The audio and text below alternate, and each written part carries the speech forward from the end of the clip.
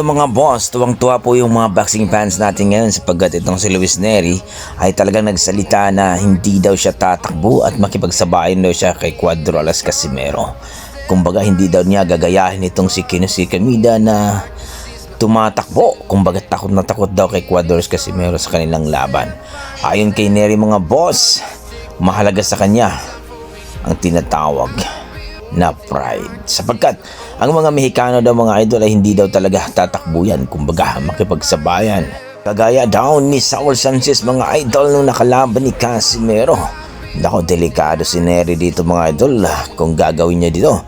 Alam naman natin na paborito ni Casimero ang makipagsabayan katulad ni Saul Sanchez na isang round lamang mga boss. So ibig sabihin, sigurado talaga may gagapang dito mga boss. Pero alam naman natin na hindi rin to basta-basta si Luis Nery mga idol.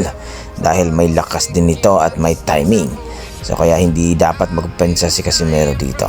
So ano masasabi niyo dito sa sinabi ni Luis Nery mga boss na talagang hindi siya takot at gusto niyang makipagsabayan kay Casimero dahil mas malakas daw siya compare kay Casimero mga boss.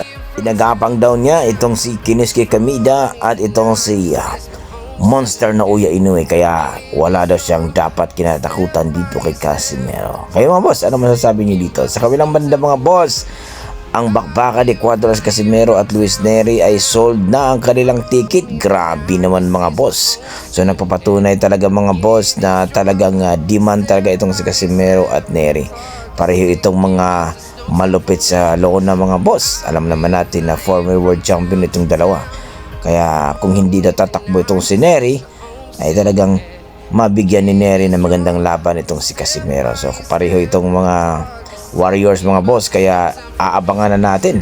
Nako, ilang araw na lang mga boss talagang makikita na natin ang madugong bakbaka nila. Ang tanong dito mga boss, kakayanin ba ni Luis Nery ang lip hook ni Casimero? Alam naman natin na talaga pag masit up yan siguradong gagapang ka.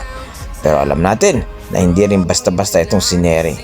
So kayo, anong masasabi nyo dito? Sino kaya ang gagapang sa dalawang ito? So congratulations sa dalawa dahil ang ticket ng dalawang ito mga idol talaga namang sold out na. Bilang banda mga boss, ang kondisyon ni Cuadro Alas Casimero daw ngayon ay talagang 100% na makukuha ng tamang timbang. Well, 5 days nga lang mga idol talagang makita natin ang bakbakan ng dalawang ito. Kaya umaasa daw ang ating mga boxing fans na 100% kondisyon si Cuadro Alas Casimero. Kaya naman ayon sa kampo ni Cuadro Alas Casimero, pinaghahandaan daw nila itong si Luis Nery at sisiguraduhin daw talaga na hindi aabot sa desisyon ang kanilang laban dahil alam daw nila na dihado daw itong si Casimero pagdating po sa desisyon mga idol. So kayo, anong masasabi nyo sa kondisyon ni Cuadro Alas Casimero na sinigurado na talagang 100% na ang kondisyon nila para labanan itong si Luis Nery? Hindi ito basta-bastang laban mga idol ha. Dahil alam natin na itong si Cuadro Alas Casimero isang pagkakamali lang ay siguradong tatalunin ni Luis Nery. Kaya 100% at siguradong kondisyon itong si Casimero para matikaw itong si Luis Nery. Okay, hanggang dito lang mga idol. Maraming salamat. Ingat po kayo lagi.